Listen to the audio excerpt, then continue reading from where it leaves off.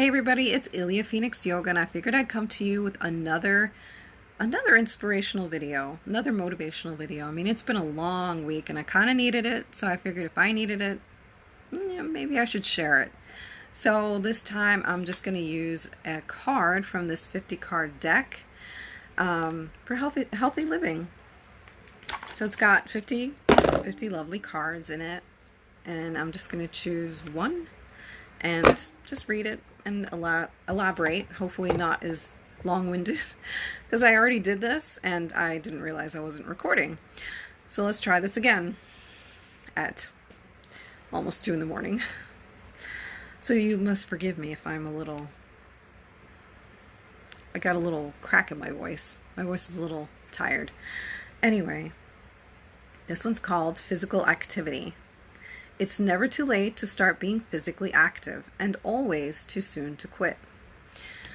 That is it just hits the nail on the head for me.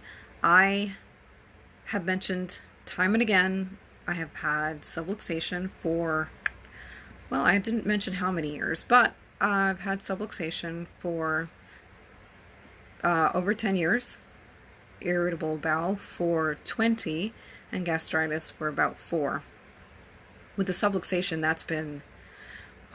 that really hindered me when I was younger, because I was never really an athlete. I wasn't really exercising in the gyms or anything like that, or like, physically active like a lot of people, running and doing workouts at home. I worked out every once in a while, but I was still in good shape. I was always on the go, and I had a couple of jobs where you're just go, just kind of, you're more active physically. You're not constantly sitting down like I have been in the arena that I'm in right now.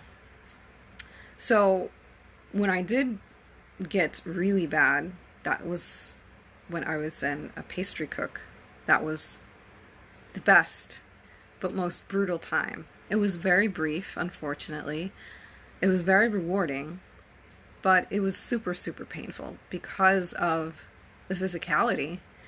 And I had gotten injured. I tore the ligaments in my leg. So the little muscle that I had gained, very little muscle, just gone, because I was in bed, basically with the injury. And well, what are you gonna do? I continued. I smiled because I loved it.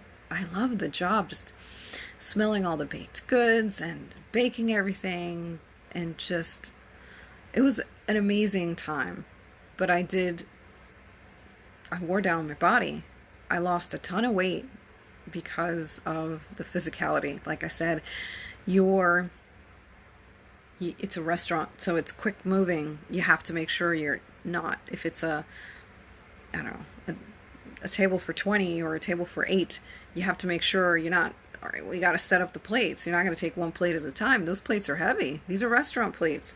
And I got to get 8 all together, to, make it quick. Got to get that line going. That was enough to cause a lot of pain, because it's overhead. I'm pretty short, and those plates are heavy. I have no strength here, no strength in my arms, and my back, forget it. So then, of course, there comes the flour. You got regular flour, you got cornmeal. I had to bring down a 50-pound bag of cornmeal. I was able to do the 25-pound of flour, but the 50, I brought that thing down the stairs barely, and I could see literally, it was like stars. I'm seeing stars, like if I got hit in the head, because that bag was so heavy, and I overexerted myself. I'm surprised I didn't get a hernia, to be honest with you, but it was painful. I'd go sit in a bench when my shift was over, because I couldn't even take the train, because the train was always packed, so it means I would have to stand, and all I wanted to do was sit. So back in those days, I was so bad, I really didn't know what else to do to help myself. I don't know why. I couldn't find anything that was affordable, really. I couldn't do weights. Everything that I did try was just just not for me. I just couldn't physically do anything. Everything hurt for the most part. So when they let me go due to budget cuts, I wasn't able to go back because of the fact that I had nothing left. I had nothing left. I was basically good to no one in that condition, let alone a fast-paced restaurant with so much to do, standing so many hours. So I figured, well, I can get back. I just need some exercise. And then and there, I do remember I was reaching out to see if I could do restorative yoga, but I couldn't afford it. I mean, I was unemployed, and then I did get back to a part-time job, not in the business.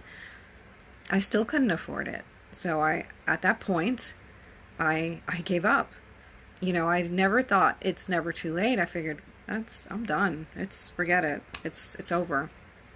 So, I continued working in different places, and I mean, I did what I could. And once I got to the chiropractor who helped with the issues, of course, I found, a couple years later, I found DDPY. That was 8 years ago that I found DDP yoga. And that was because I saw a video, Arthur Borman, and he was a paratrooper, and he needed some help. He was using, assistance, crutches, those special crutches, and sometimes he was in a wheelchair. And by the end of that video, if you check it out, DDPY, Arthur Borman, you will see that video. It was so inspiring. I cried. I was like, oh my God, this could be for me. And then, of course, I saw that it helped Razor Ramon and Jake the Snake Roberts, or was helping, because I think that was in the infancy stage when they were trying it out. I can't remember for sure. But I grew up watching wrestling, so I knew who those guys were, and I knew who Diamond Dallas Page was. So that was the beginning. That was like, damn, man, this is the start of my life when I started doing the workouts. And it was easy, not in the sense that the workouts were easy, but in the sense that I was able to actually do it. It was painful, definitely, because my everything hurt. But it was easy because I could get through a workout. As tough as it was, I was actually able to do it without getting injured, because the workout is just you. You're the only tool that you need. You need nothing else but you and a yoga mat. That's it. And you modify to your heart's content with whatever you can do. Can you bend that far? No, that's okay. Like DDP says, you can't do it yet, but you will be able to in a couple of weeks, a couple of days, whatever it is. You will be able to do it eventually. And that gave me hope. That gave me my life back. That gave me strength. I was able to lift a 20-pound turkey for Thanksgiving, something I didn't even think I could do. And I was so giddy when I was able to hold 20 to 25 pounds of groceries. I mean, when in the world could I ever dream of being able to do that?